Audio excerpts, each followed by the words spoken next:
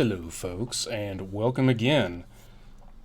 Today we're going to be taking a look at the Gammacor Incarnon, which I am very happy for because I've always liked the Synoid Gammacor. I like the beam weapon and the fact that it was a syndicate weapon.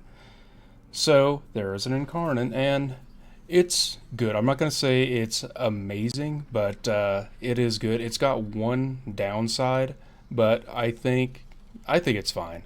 So let me show you what you get with this thing.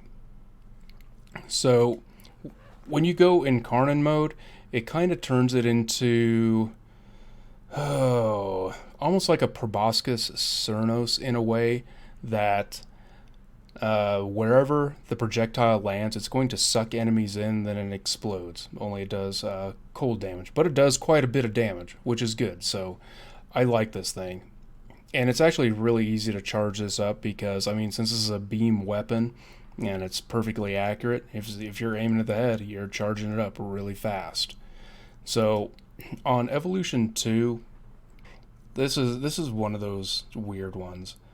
So it's going to be kind of dependent on your Warframe, like whatever you're doing. So purpose of this test, neither of these are going to be doing any bit of good, but it doesn't matter because the whole thing is good. On tier 3, I decided to give it more range because unfortunately it being a constant beam weapon, it does have a fixed range. You can opt to have it reloaded when it's holstered, or half of it reloaded, that is, or increase the magazine capacity. I think range is going to be the best for everyone. And then you kind of the standard Evolution 4 upgrades where you can increase everything crit. You can go balance with crit and status, or you can go all status. Mine, I decided to go for the crit because it gets over 120. It still does pretty good status at 61%. So this is pretty good, and especially with a dead head on here, because I mean you want to be hitting heads normally. So let's show what this does, which is pretty good. And hey, it's already full.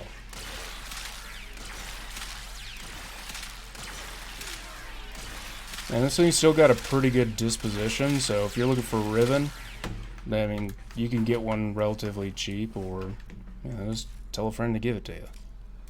Alright, now, here is what the Incarnon mode does. Which this is actually cool because it's unique.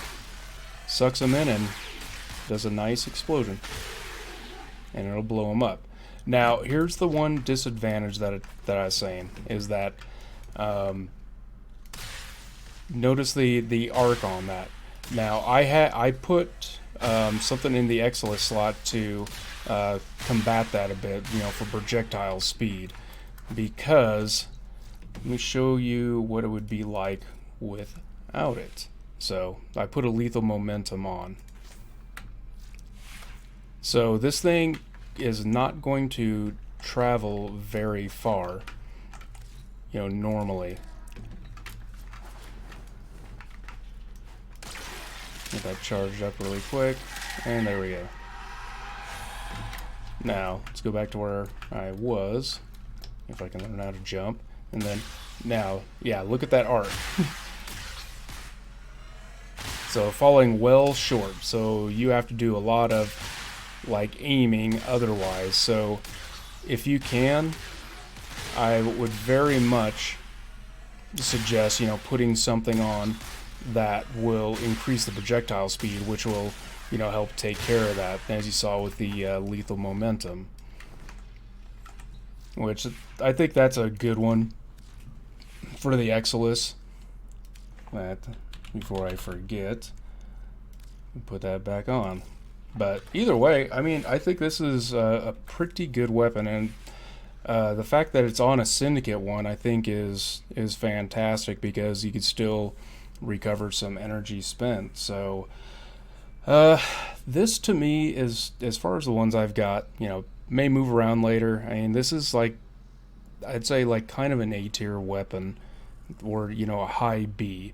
I kind of like the dual toxicist a little more. This one with the explosion, which by the way, if you're too close, just like any other, it's gonna knock you on your ass.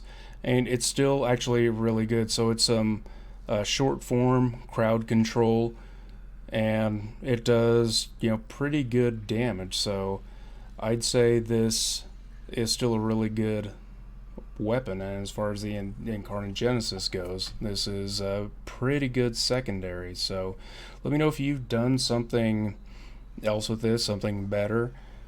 And thanks for watching. Take care.